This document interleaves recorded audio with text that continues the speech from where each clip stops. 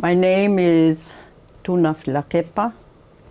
I come from the Pacific Island, Tonga, or otherwise called the Friendly Islands. And I am here, I've been invited to help identify the articles that Miss Muriel Snell donated to the museum.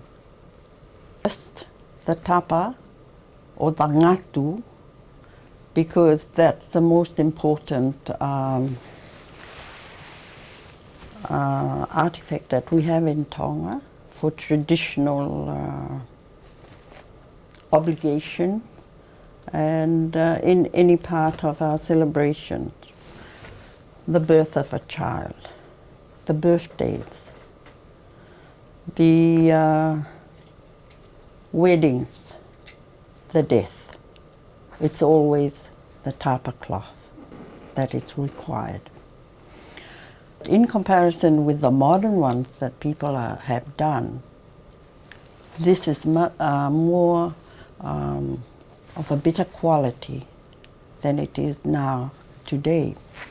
And not only that, but it's the designs that are, or the traditional stencils, or the designs that are on the piece of tapa.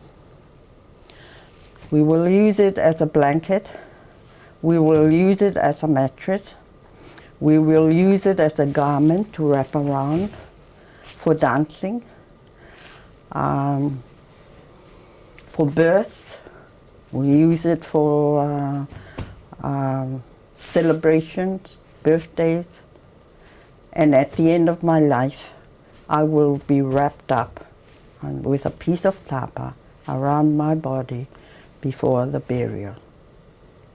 And that is the use of tapa in the Tongan culture. The second item that I have chosen because of the importance of tapa, one, and the importance of weaving. This is traditional also, the weaving from the pandanus. The pandanus is called the screw pine in English, and there are 12 different kinds in Tonga. And those 12 different kinds give you 12 or more than 12 different mats that we use for our cultural obligations or traditions.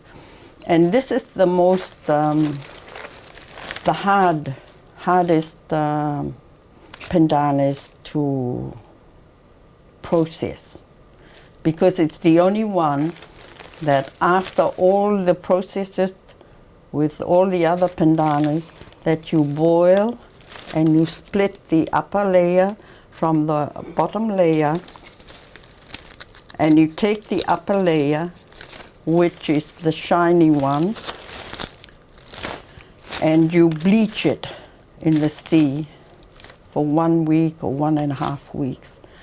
That makes it white and shiny, and that's the hardest pandanus.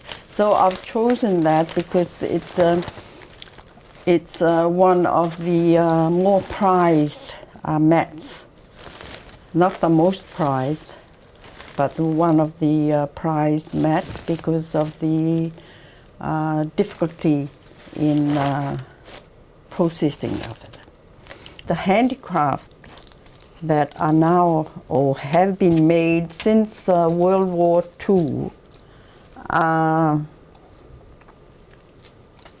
the trays, the table mats, the varieties of baskets, purses, even fans are all tourist driven.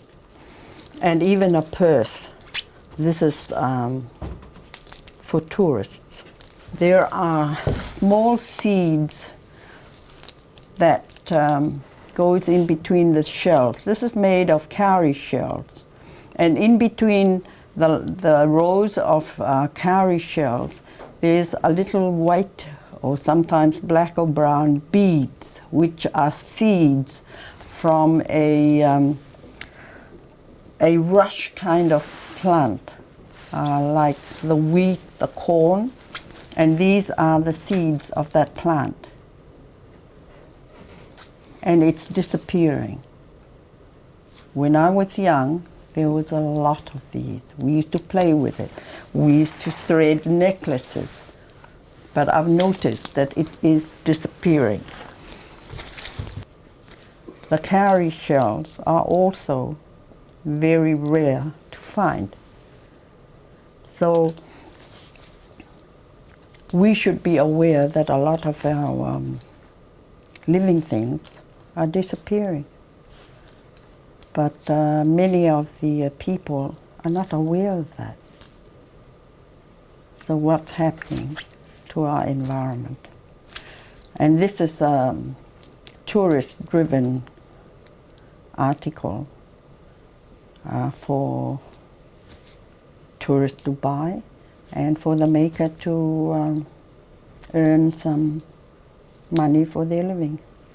And that's what I try to do back home, is to try and get the people to prize or to see the importance of doing it the old way rather than the new way. To work with our young ones and instruct them of our traditional